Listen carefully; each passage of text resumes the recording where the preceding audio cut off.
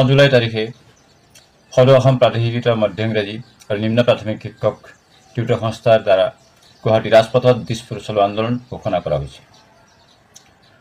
অসমৰ হাজাৰ হাজাৰ শিক্ষকসকলক প্ৰাদেশিকৰণৰ নামত টিউটৰ সজাই 10-12 হাজাৰ টকাৰ মাননিৰে এক চৰম দুৰ্ভিক্ষ জীৱন যাপন কৰিবলৈ বাধ্য কৰোৱা হৈছে।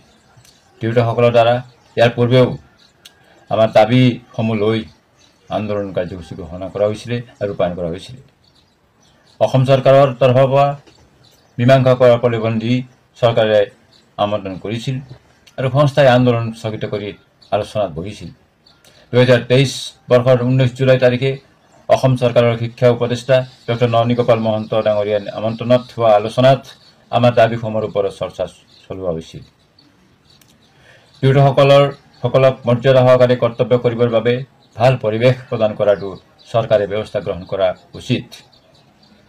অন্ততঃ আৰ্থিক দিশত এক সন্তুষ্টিদায়ক বেতনৰ বাবে তেখেতে পোষকতা কৰিছিল আৰু চৰকাৰক পৰামৰ্শও দিছিল। কিন্তু আজিলৈকে তেখেতৰ পৰামৰ্শৰ কোনো উৱাদিহ পোৱা নগ'ল। হয়তো পৰামৰ্শ পত্ৰটো এই চৰকাৰে ডাষ্টবিনতেহে পেলাই দিলে। অন্যথা যিগৰাকী ব্যক্তিক, এক স্বনামধন্য ব্যক্তিক উপদেষ্টা পাতিছিল, সেইগৰাকীয়ে আমাৰ কথাবোৰ বুজ লোৱাৰ পিছত দিয়া পৰামৰ্শবোৰ, উপদেশবোৰ এই চৰকাৰে কোনো ব্যৱস্থা নোলোৱাটোৱে কি বুজাইছে বা কি সূচাইছে। তাৰপিছতো 2024 চনৰ ডিচেম্বৰ মাহৰ 12, 13 আৰু 14 তিনিদিনীয়া কাৰ্যসূচী, আমি আন্দোলনৰ কাৰ্যসূচী ৰূপায়ণ কৰিছিলোঁ। সেই সময়তো শিক্ষামন্ত্ৰী মহোদয়ে আমন্ত্ৰণ জনাইছিল। শিক্ষামন্ত্ৰী আৰু শীৰ্ষ বিষয়াসকলক লৈ পুনৰ এক আলোচনা চলিছিল। শিক্ষকৰ মৰ্যাদাৰ বাবে টিউটৰসকলে দাবী জনাই আহিছিল। সকলো বিষয়ে মুখ্যমন্ত্ৰীৰ সৈতে আলোচনা কৰি সমস্যা সমাধান কৰি দিয়া হ'ব বুলি বাৰে বাৰে প্ৰতিশ্ৰুতিও প্ৰদান কৰিছিল। কিন্তু একোৱেই নকৰিল। কেৱল মিছা আশ্বাস আৰু চৰম প্ৰতাৰণাৰ কথা বাৰে বাৰে প্ৰমাণিত হৈছে।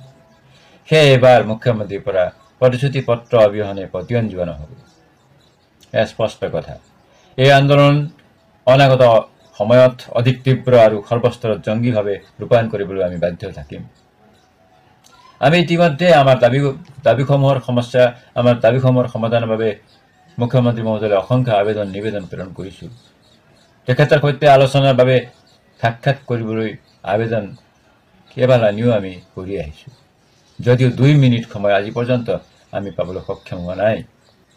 আজি 3-4 বছৰে ৰাজ্যৰ মুখ্যমন্ত্ৰী মহোদয়ৰ পৰা আমি 9-10 হাজাৰ ব্যক্তিৰ এক সমষ্টি, যি সমষ্টি টিউটৰসকলে আনুষ্ঠানিকভাৱে লগ পাব নোপোৱাটো এক দুৰ্ভাগ্যজনক।